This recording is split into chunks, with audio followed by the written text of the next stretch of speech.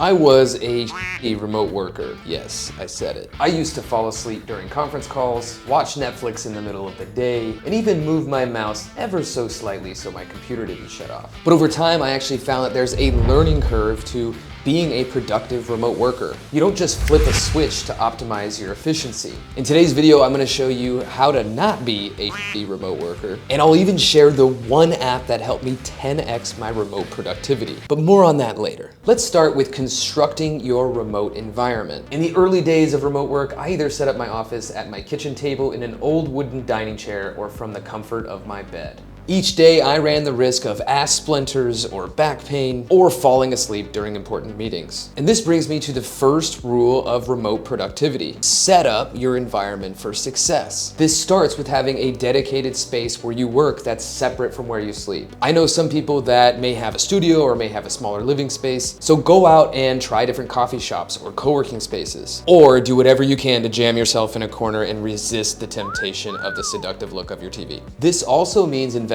in quality equipment like an ergonomic desk and chair, reliable connectivity, and crisp audio and video. Quick hack number one. For those of you with back pain, use something like the BetterBack or transition to a standing desk. Both of those things can be lifesavers. Quick hack number two. To get the max out of your internet, try hardwiring with an Ethernet cord. For me, it gives me an extra 20 megs on my connection and stabilizes my internet. Quick hack number three. Apple headphones with a mic are easy, portable, and reliable, and often just as good as external USB microphones. Now, I just shared the basics, but if you want all of my remote essentials, make sure to head over to the link below in the description. Once you've got your remote environment set up, the second rule of remote productivity is to create systems and workflows. As Atomic Habits author James Clear said, you don't rise to the level of your goals, you fall to the level of your systems. Your systems and workflows are essentially just the processes and the tools that you use to get your work done. So the better that you set up these underlying systems, the better that you're going to produce in a remote environment. Problem is, like a rattle to an impressionable baby, there will always be new shiny tools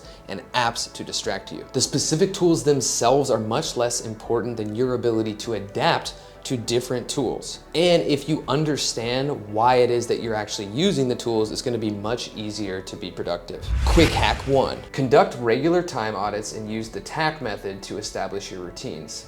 First, write out all the things you need to do on a daily, weekly, and monthly basis for both your work and personal life. Then use TACK, trim, add, cut, keep, to help you reprioritize all the stuff that's most important. Quick hack two, make your calendar your best friend. Once you have TACK done, add everything in the calendar you need to do and batch your work into different chunks based on the routines, habits, and tasks that are most important. Even with your personal stuff, if it's not in the calendar, it doesn't exist. Quick hack three, don't work with email, Slack, or any notifications open on your screen. Yes, I know you do this. When you have these things open on a screen when you're doing work, it will quickly pull you away from whatever work you're doing. And that context switching that your brain has to do will cost you hours of time of productivity. It's also likely that the messages that you're responding to aren't as urgent as you think they might be. So do what you can to minimize this. My recommendation is to have on your screen only the task that you're doing in that moment and the research or resources open that you need to do the task. Now that we've got the system set up, it's time to switch your mindset. Manage your energy instead of your time. Managing your time instead of your energy is like trying to drive somewhere without checking how much gas you have. I mean, you might get there. We often underestimate how much energy and focus a given task will actually take. Then at the end of a full day of work, we commonly ask ourselves, what the hell did I even get done? Quick hack number one, journal consistency. I love to use my 5-minute journal to journal every single day, to stack my wins, to reflect on what I'm doing well, and what are the things that I need to change, as well as my lessons learned. This feedback loop helps me reflect and iterate on how productive I am throughout the day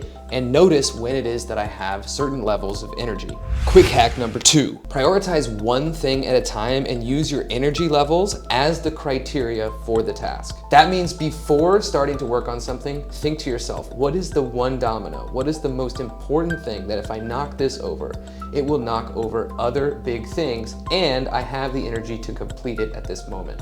Quick hack number three, use Focusmate to access deep work. Now that you know your most important task, go on airplane mode, shut down all notifications on your computer, and log into Focusmate. Focusmate is my secret weapon for productivity. It's a virtual co-working app that connects you with people all over the world for sessions that start every 15 minutes. The social accountability for me is a huge game changer. Now that you've got a framework to not be a remote worker, let me know in the comments, what do you do to be productive during your remote workday? And if you found value out of this video, make sure to like, subscribe, and share. And if this video helped you, then this one's definitely gonna help you as well. Until next time, keep wandering, you're not lost.